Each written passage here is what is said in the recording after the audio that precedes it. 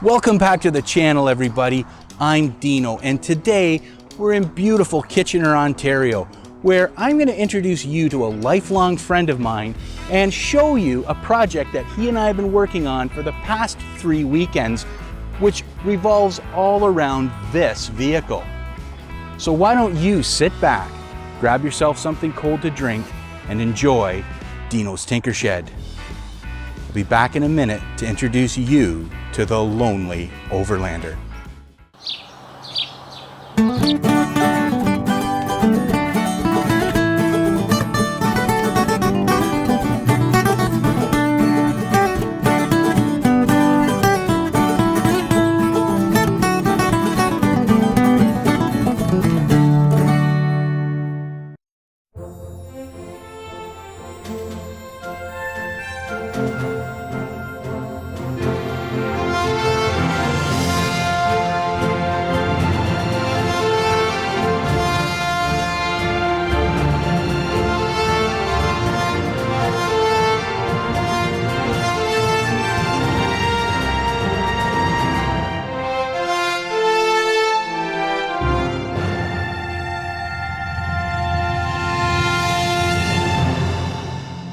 Well, everybody, I'm really happy to introduce you to a longtime friend of mine, Eric, the Lonely Overlander. Now, Eric and I have known each other probably 35 years, I would say. And we really sort of met up in high school, rode a lot of two-stroke street bikes. Eric built an amazing RZ350 when I was younger. He's really talented.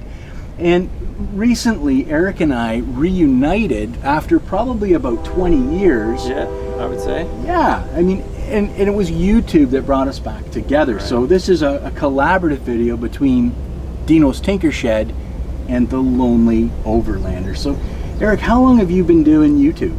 Well, I'm really new to it. I would say maybe 2 or 3 months, if that. Yeah. I currently maybe have about 6 videos up.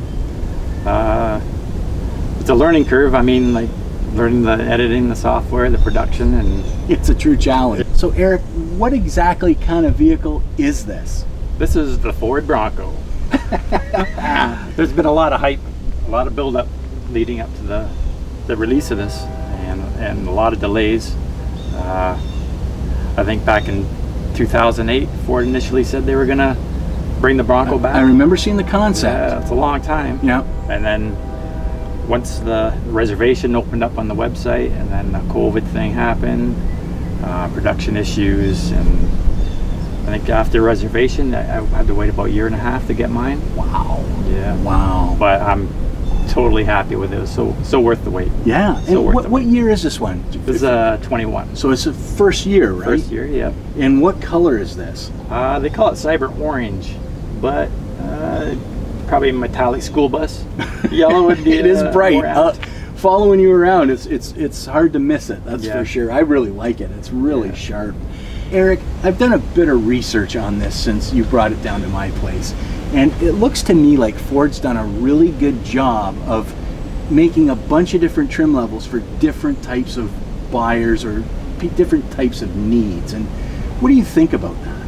I think, well, compared to the way Jeep sells their product, Ford took a slightly different approach.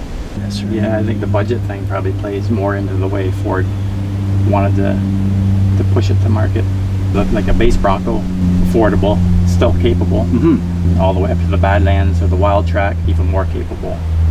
The Badlands, obviously, is the model Ford was aiming at the Rubicon with. Yeah. Factory 33s, front and rear lockers, Bilstein shocks, ground clearance, rock sliders, steel bumpers. I mean, it's the one to have if you're serious about off-roading. Yeah, they've made it pretty bulletproof, I think. It's very well equipped, just as a Badland.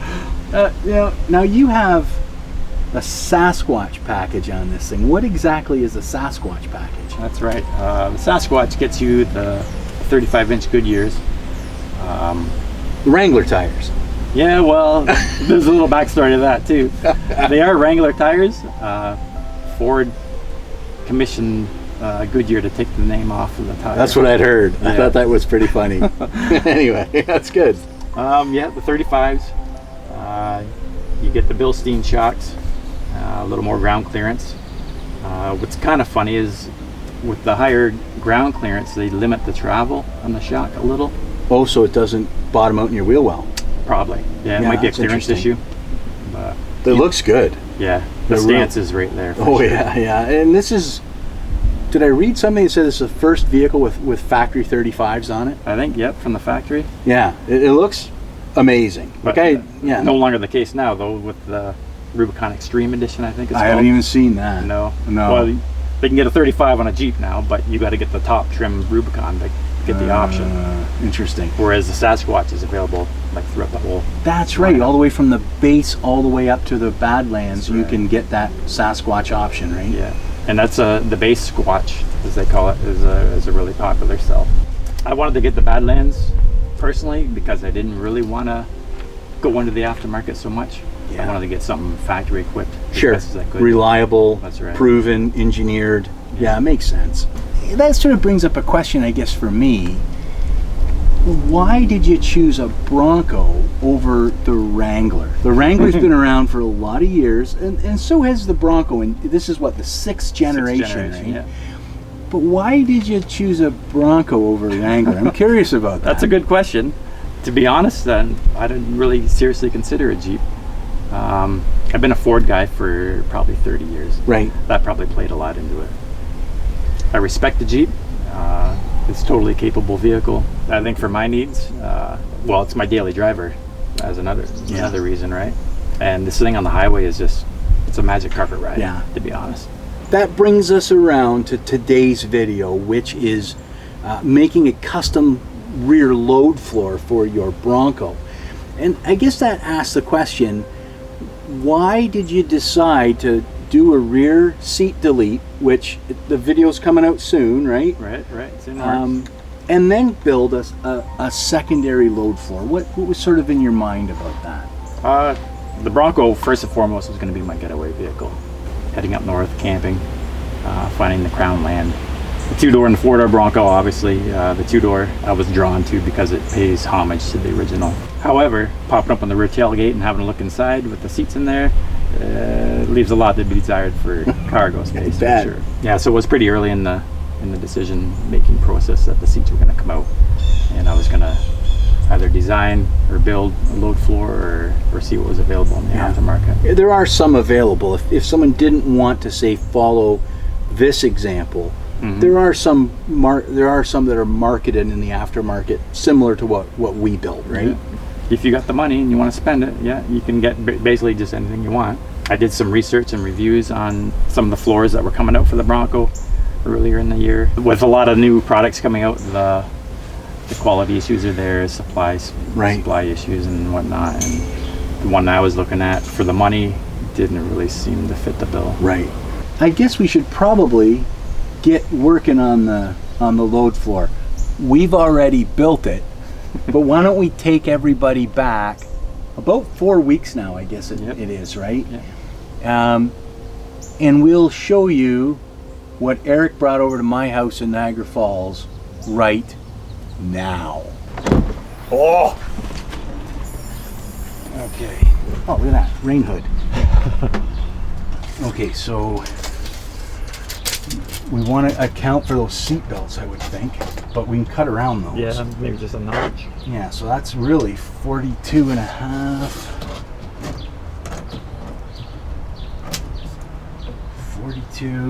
42 would give us just a little bit of wiggle room. So let's start with 42. And then up to base. That's going to start at 35 and a half.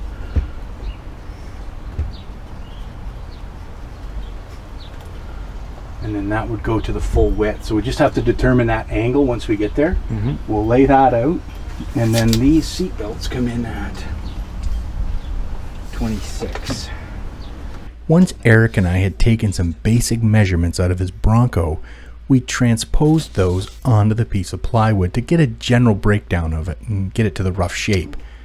Now, I can't fit this on my table saw downstairs, so we balanced it on some sawhorses, and I used a saw guide here with my small skill saw to break it down into the rough shape.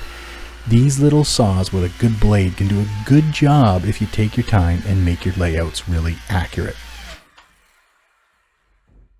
So we'll just lay this out so that we measure everything off of the center line. Right. Because it's got to taper and then come out, right? Yeah. So you can't just cut it to width. What was it, 42 or something? 41 and change.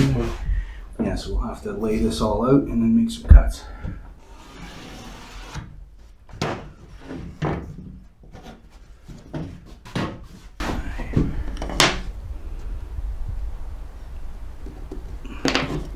My buddy Carl always jokes at me for using a drywall square for doing carpentry, but oh really? Yeah, I'm red green. Any tool can be the right tool, right? That's right. And a hammer solves most of your problems. That's it. So this is for the seatbelt gap. Okay. So I'll just like make a notch or a... Exactly. So I'll mark 26 inches, which is the center point of the seatbelt, and then it's a 2.5 inch wide space by 1 inch deep. So we'll just mark that. Let's see. So it'll be 1.25 inches on either side of center, and 1 inch deep, and then we'll just sort of taper those. We'll cut those over with the jigsaw. Sure. So now that we have everything penciled out onto the plywood, I'm going to use my jigsaw just to cut the small relief cuts on the material that we have to cut away. To do the longer cuts, I'm going to set up that guide again, and I'm going to use my skill saw and just run down the edge of the plywood. We're cutting off about a 2-inch strip here, about 3/4 of the way down. Now Eric's going to come in with that clamp just to hold the two pieces of wood together while I finish the cut. The challenge with a skill saw is it doesn't cut a straight up and down cut. So in order to finish it, I'm going to need to use the jigsaw again here. And this is where that clamp helps. It just holds it in place while I finish the cut. Next, I'm going to use my combination square. I'm going to lay out where the seatbelt gap has to be. We need a little bit of clearance here for those seatbelts to actually pass underneath the floorboard. We'll lay it out, and I'll clamp a small piece of wood underneath of the plywood as sacrificial wood. This way I can use a Forstner bit to drill the corners out. This will give a nice radius on each one of the pockets, so it's not a sharp edge. Forstner bits are great. They make a nice smooth hole. And once that's done, I'll remove the sacrificial wood and then finish the pocket up with the jigsaw. It's pretty easy to do, and once it's done, it looks nice and tidy. I'll follow this up with my trim router, and I'll just round over the edge with a small 1/4 inch round over bit. And this just allows for any carpeting that goes on here to roll over the edge smoothly. We'll follow this up on the other side, opening up the relief for those seat belts with the pocket here. Rounding it over with the router, and you know what, while I'm at it, I'm going to do the entire floorboard just to make sure the carpet rolls around those edges very nicely. And we're pretty much done and ready for our first dry fit into the truck.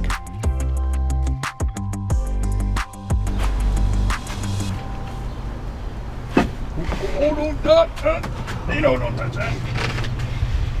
Yeah, 4-door would have come in handy for sure. That's okay. I'm going to get her here. Oh, it's in with the seats there. There we go. There. How's that for the first dry fit? So you're going to want it ramped like that, right? Yeah, pretty much. So that's not too bad. Yeah. So when we trying to think of how we're going to bolt it down. I guess if we put the spacers underneath the bolts, we can countersink into this probably? Yeah, we'll just do we'll use a Forstner bit, but you don't have much, right? You got to think at the front end though, I guess. Yeah, like these guys here. They're as deep as this is, right? Yeah, shit. So we'll have to figure out what we're gonna do there.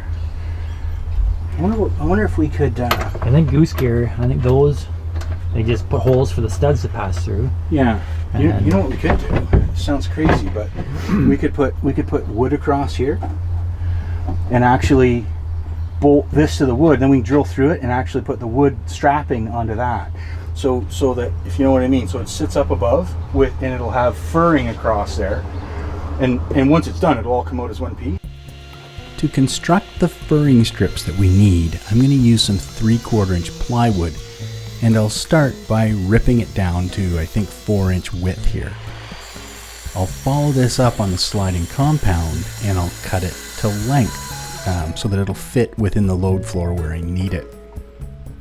Marking the bolt placement is pretty simple. I'm going to use my combination square and I'll first mark out where those bolts land on the, I guess, horizontal, and then I'll come back in and do the vertical placement as well. I'll take that combination square and basically join up the two marks so that it'll leave me with an X. I'll do this at both the front and the back, and once that's done, well, it's back downstairs. I'll use a brad point bit now, and I'm actually going to use a fence here to make sure that all of the bolt holes that I drill are all in the same line. So I'll just mark them up on those X's and then just drill a through hole.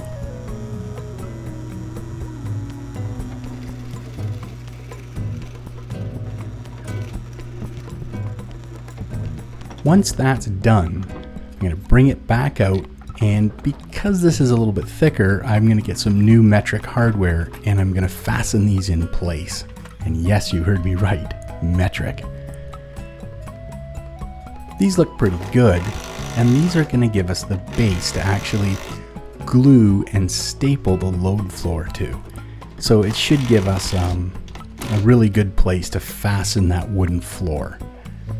What I'm doing here is I'm creating a cross piece that's going to both tie into those furring strips, but it's also going to register on those studs that you see there. So I'll mark those, and once again I'll head downstairs, and this time I'll just drill them by hand.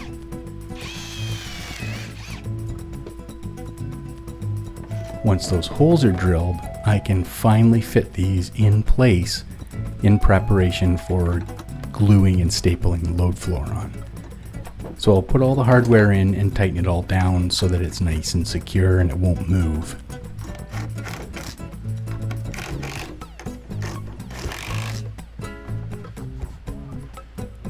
Next, I'll lower the load floor back in just to make sure that it's sitting properly. Now again, this is ramped up a little bit and we're going to deal with that next. But right now, what I need to do is mark those same bolt holes on the load floor, and I'll drill these out with a Forstner bit so that we can actually get a socket onto those lower bolts so that we can undo them and pull the load floor out when we want. And you can see what I'm talking about right here. It'll come right out. This looks pretty good. So I'm going to use some wood glue to fasten the two pieces together. I would have preferred to have used construction adhesive. It's much stronger in these applications. However, I didn't have any, and I do think that this will be just fine because we're going to staple this down as well as glue it. So it should really be fairly durable, but if I was to do it again, I think I would use construction adhesive. And when I say stapling, I'm not talking like T40 staples. We're going to use this narrow gauge crown stapler that they use to put subfloor into your house. This uses 18 gauge galvanized staples. They're 1/4 inch wide at the top, and this pack here is 1/2 inch, but the nice thing about these things is they're galvanized so they won't rust, but they come in a multitude of lengths. Here we're going to use 1 inch, and they load in from the bottom like this, and all you have to do now is plug it in and away you go. You can staple. So we'll settle the subfloor down on the furring strips, and we'll get the stapler out and uniformly lay the staples out. And the way I do that is with this pencil here, and I'll show you the trick. I just take a carpenter's pencil and I measure out how far I want to go and put a mark on it, and that becomes my gauge. So what I do is I basically just put a staple in, line it up with the pencil mark, and then away I go. So it's pretty accurate. You just want these to look good, and you want them to be strong, and we have enough staples in here that I don't think this will ever move, ever, until you want to take it out by undoing the bolts. The last thing we did on the first day was we created a few sample blocks here to figure out how to support the front of the load floor. The load floor overhangs the footwells, and we had to come up with a way to do that, and we did this with angle blocks, just like you see here. At this point, you may be asking yourself, how exactly did you and Eric figure out the angle for the wood blocks that fit between the footwell and the load floor? It's a really tight spot, and it's tricky to figure that angle out. Well, we used a couple methods here. One was a little bit of trial and error, but really we started with one of these. This is what's known as a sliding T-bevel. Now, sliding T-bevels have been around forever, and it really is a woodworking tool that I've used in my wood shop for years and years and years.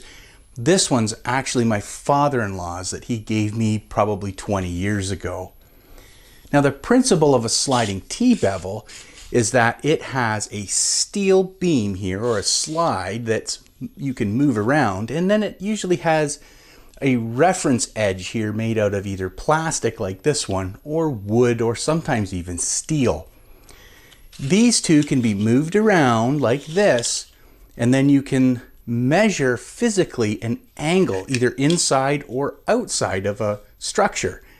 You then lock it down with the thumb screw, and now the actual angle is locked in place.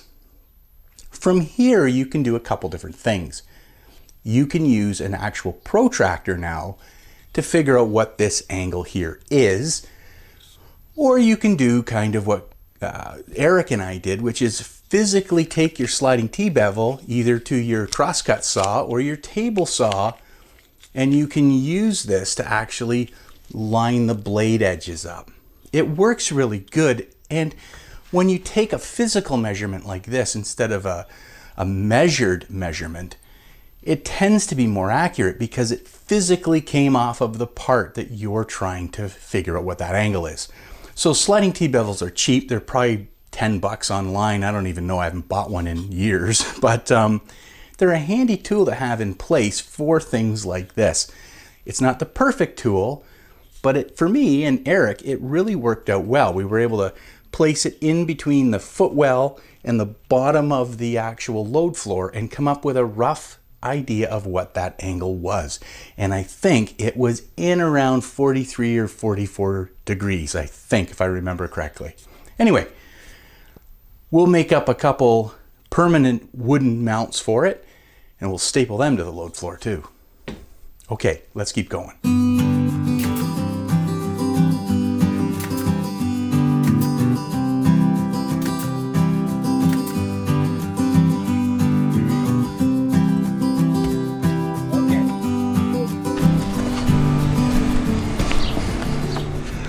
Wow. Well, it's always the same way with these kinds of projects. Eric just finished up for the day and he's headed home, and all of a sudden the sun comes out and now it's as hot as anything. So we trudged around in the rain all day and got my basement stairs just filthy, and now it's beautiful, sunny, and we could have kept working. But you know what? That's okay. If you haven't already, I really do encourage you to check Eric's YouTube channel out. It's The Lonely Overlander, and he really does cover updating and modifying his Ford Bronco, but he also has videos in there about camping up north in Northern Ontario. He has a very similar thought process to the way I have with my DR650, and I think you'll find it entertaining and enjoyable to watch him as his channel grows. It's a brand new channel. He doesn't have a lot of subscribers, and I know that he would really benefit from any comments that you can give him about what you like and what you would like to see on a channel like his. So if you could, please help me out and run over there and check his channel out. Now, right now, I'm gonna get back and get things cleaned up. I'm gonna end the video here. I think that it's a good spot to do it, and then I'll follow up with another video in a week or two when Eric comes back down and we finish up his load floor. We're gonna put in some cubby holes in there and even a slider so that he can put his roto packs and his cooler inside and be able to pull it out on a sliding tray. It should be really fun to watch. But right now, I really need to get back in and tidy the shop up. It's a little bit up and down. So thank you so much for stopping by. If you enjoyed it, please leave a like, and you can even subscribe if you think it's worth it.